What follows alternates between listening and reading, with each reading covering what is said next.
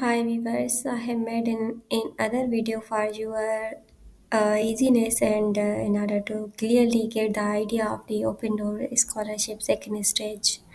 Now here you can see the students who have not been selected yet and who have been selected in the current second stage of the open door scholarship.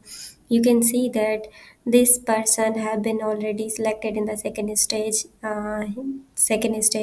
You can see status of this person is admitted to the second stage.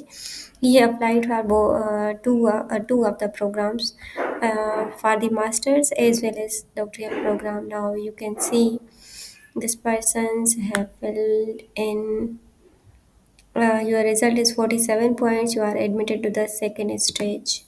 You can see here, yeah, the passing scores of the second stage is 100 from 100. You can, if the person have secured 40 marks, it means that he have passed the first stage results.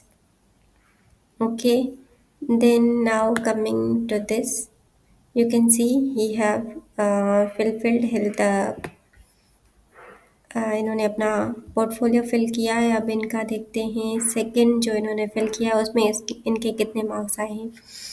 ये तो है उनका masters का programme. अब masters के बाद देखते हैं हम जो पीएचडी के लिए अप्लाई किया है उसमें कितने मार्क्स सिक्योर किए हैं out of it means that they have been judged him based upon one of the profile.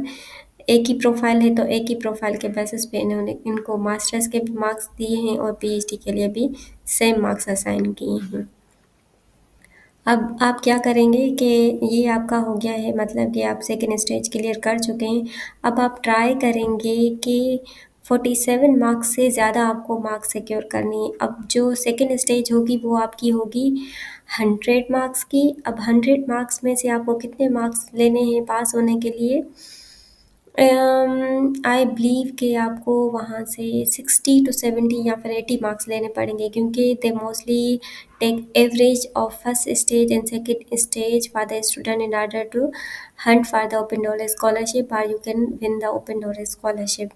So it's a very difficult situation for you in order to secure your scholarship in the after the second stage, क्योंकि यहाँ पे 47 marks बहुत ही कम है।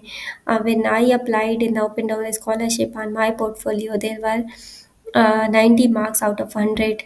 So mostly आपके जो marks वो cut होते हैं वो मोस्टली आपके एक मोटिवेशन लेटर पे कट होते हैं, और सेकंड जो आपकी पब्लिकेशंस नहीं होती जो मास्टर्स के लिए अप्लाई कर रहे होते हैं स्टूडेंट्स, एंड थर्ड ये होता है कि आपकी जो अचीवमेंट्स हैं, मोस्टली हम क्या करते हैं when we are filling the portfolio, हम जो मिनी अचीवमेंट्स होती हैं लाइक सर्टिफिकेट्स एंड कॉन्फ्रेंसेस, और उसके अलावा जो आपने एक्टिविटीज़ स्पोर्ट्स वगैरह जिसमें भी पार्टिसिपेट किया है वो आप अपलोड नहीं करते, जिसके बेसिस पे आपके मार्क्स यहाँ पे पोर्टफोलियो में कम आ जाते हैं। Mostly when you are going to apply for the open door scholarship, the most important step is for you is to fill out your portfolio in a better way. If you are securing good marks in your portfolio, then it's not difficult for you to get or win the open door scholarship for you. So यहाँ पे इन्होंने 47 marks जो हैं वो secure किए हैं, और उसके बेसिस पे अगर आप देखें तो अगर आपके यहाँ पे 90 मार्क्स आ जाते हैं या फिर 80 मार्क्स आ रहे हैं पोर्टफोलियो में, तो आप अगर सेकेंड स्टेज में 40 से 60 मार्क्स भी ले लें तो it's a good step for you. अब यहाँ पे क्या होता है सेकेंड स्टेज जो होती है ना वो थोड़ी डिफ़िकल्ट होती है इन टर्म्स ऑफ आपका कैमरा ऑन होता है। कैमरा ऑन के बाद वेब कैम आपको कवर कर रहा होता है, जो आपकी एक्टिविटीज़ वगैरह होती हैं, even your eyes blinks here are there, it also note that's. So इसके बेसिस पे आपको क्या करना चाहिए जब आप टेस्ट दे रहे हैं सेकेंड स्टेज के लिए, तो आप भी फोकस्ड रहेंगे। आप अपने सामने पेन और पेपर रखेंगे, उसके बेसिस पे आप जो है ना वो टेस्ट अटेम्प्ट करेंगे वन बाय वन क्वेश्चन। अब आपको ये बेनिफिट है कि यहाँ पे ये होता है कि अगर एक स्टूडेंट ने मैथमेटिक्स में अप्लाई किया है और दूसरे स्टूडेंट ने भी मैथमेटिक्स में अप्लाई किया है, तो ये होता है कि एक स्टूडेंट ने जो जिसने अटेम्प्ट किया वो टेस्ट, तो उसका सेम ही आएगा। इसको अगर कंपेयर करें दूसरे स्टूडेंट के टेस्ट से, मतलब 100 में से आप कहें कि 60% जो होता है वो टेस्ट वो सेम ही होता है। तो आप कोशिश करें कि जो ओपन डोर में अप्लाई कर रहे हैं, फॉर सपोज़ मैथमेटिक्स के लिए अप्लाई कर रहे हैं, तो आप उनको अप्रोच करें, उनसे पूछें कि if you have given test, then उनसे पूछें कि क्या पैटर्न था, उसके बेसिस पे आप अटेम्प्ट कर सकते हैं। या फिर जो यहाँ पे सब्जेक्ट मटेरियल अपलोड करते हैं या फिर डेमो वगैरह, उसके बेसिस पे आप देखें कि ये कैसे टेस्ट का पैटर्न है, उसको फॉलो करें। वैसे क्वेश्चंस आते हैं, sometimes we have to solve the questions on word file. अब वर्ड फाइल में ये होता है कि आपको वर्ड फाइल बना के फिर वो अपलोड करनी होती है, वहाँ पे अटैचमेंट गिवन होती है। First of all, in order to enter into the second stage, ये होता है कि आपका पासपोर्ट आपके साथ होता है, वो आप पासपोर्ट शो करते हैं कैमरा के सामने। आप अपना जो फेस होता है, जो बैठे हुए हैं, आप उसको वेरीफाई करते हैं आपके पासपोर्ट के साथ, एंड देन आप टेस्ट वो स्टार्ट करते हैं कंडक्ट करना।